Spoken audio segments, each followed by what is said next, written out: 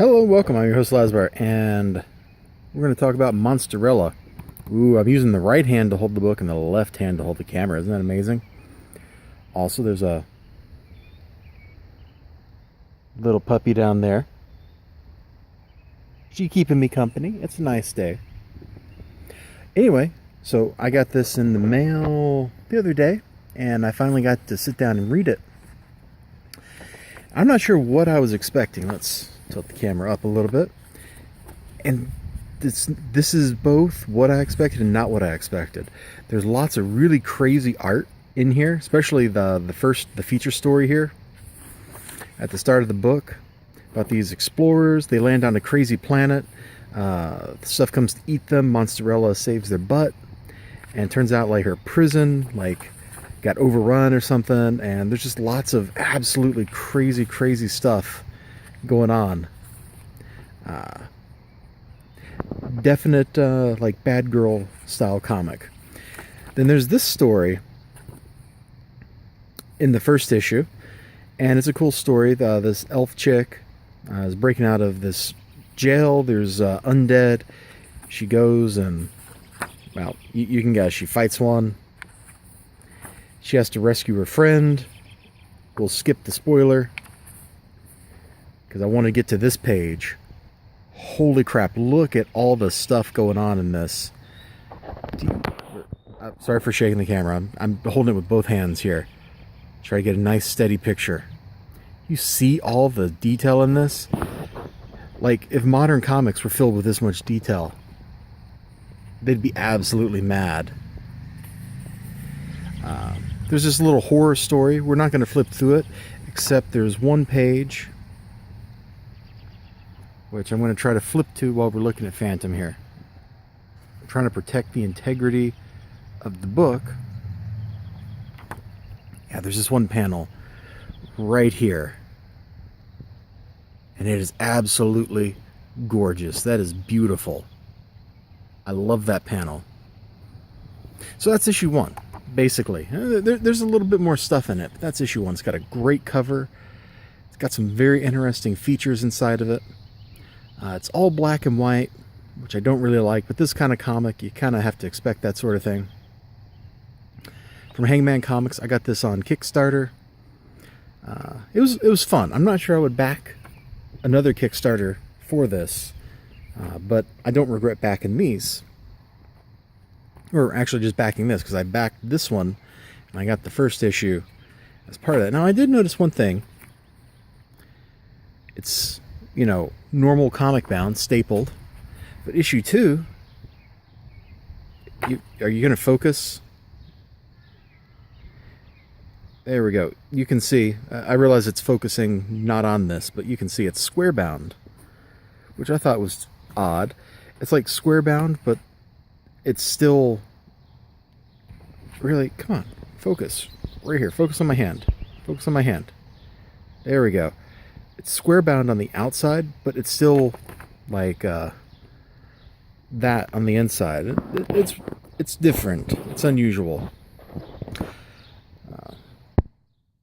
There we go. Oh, you know what? Let me hit autofocus. Get it back, letting the computer decide what to do. And this one has several stories in it too, just like the first one did. We continue the same story. They're trying to get into the prison. They go underground. There's this crazy eye dude over here. He is so cool looking. Look at this guy. This is insane and awesome. And they're trying to break this guy out of prison. He can like control their minds and stuff. He apparently like wants to be a galactic overlord. They get attacked by these little critters. Stuff happens. We're not going to go into any more of it, but I just want you to look at all the crazy stuff. Let's go up on these pages. Now, there's some good dialogue. I haven't really talked about the dialogue. I've just talked about the art, because the art is just like a gem. The dialogue's pretty good. She's asking like where they're from, and she's like, oh, the Earth. Her little buddy says that's Sasquatches, where the skunk apes went to. Oh, and then that's where she knows where they're from. Oh, Earth, the planet of the politically correct snowflake people, where it's against the law to hurt someone's feelings. You're a long way from home, sister. Somebody ever told you you're obnoxious, rude, and generally kind of a dick? I like you, princess. There's some fun writing in this thing. Let's not spoil that story. I realized I was about to do it by flipping to that page. There's this cool splash in the middle. There's this story, and I flipped to an unfortunate part of that story. Anyway, it's like a girl, there's a zombie apocalypse, and you get like a little emotional monologue as she's escaping the zombies. It's actually really well done. Then we team up with the elf chick here. I guess I just spoiled the first issue and how that story ended. And she deals with a bridge troll. And this is a really great story too. The bridge troll's all alone. The river is gone. The bridge is falling apart and collapsing. And it goes through why the river's gone. There's some great conversation between her and the troll. It's actually pretty good. I like the different art styles in this book. They give each of the different stories a different feel. And then there's one more story back here. Well, there's also this very silly, like, one-pager. Oh, look at this. This was pretty cool. This is like all the people that backed at a high level on the Kickstarter, i.e. not me. I backed at like the lowest level to get both books. It's this lady. Well, have you ever had a nightmare? So Monsterella like narrates some of these backup features. Anyway, this girl's like waiting at the bus stop. She thinks she missed the bus, so she's going to walk. There's one page. Actually, right here will do. I like her hair. I like her hair a whole lot. Anyway, she gets stalked by a werewolf. Things happen. We're not going to talk about it anymore. And I have really bad luck flipping to the page I want. There we go. I just like that. Look at that. Look at that. She looks so bad right there. It's awesome. There's people that contributed to the book. And so in the end, like, did I like these? Yeah. I liked them. The first time I flipped through them, I got them, I had the digital copies, and I tried reading those, and it just didn't hold my interest. But the physical copies, when I was flipping through them, getting that tactile feel of the paper, it was a lot better. It was a lot more fun.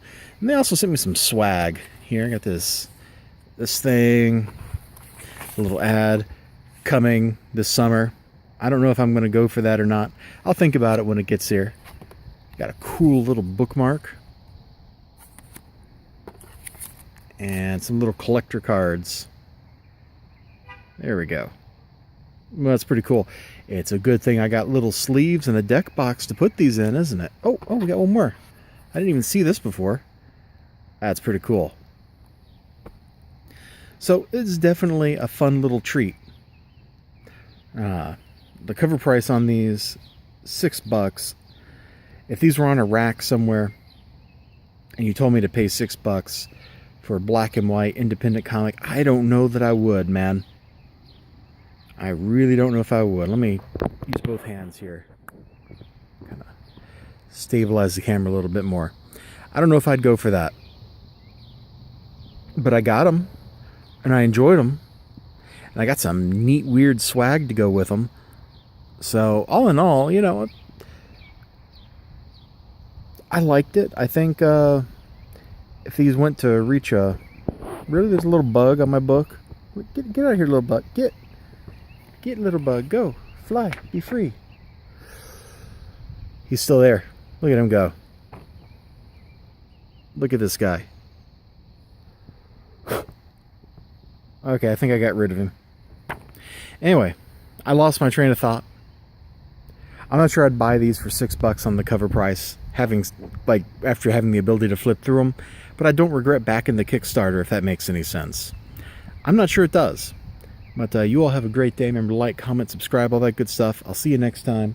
And Phantom, you want to say bye? She's sniffing. She is sniffing. Okay, well, bye-bye.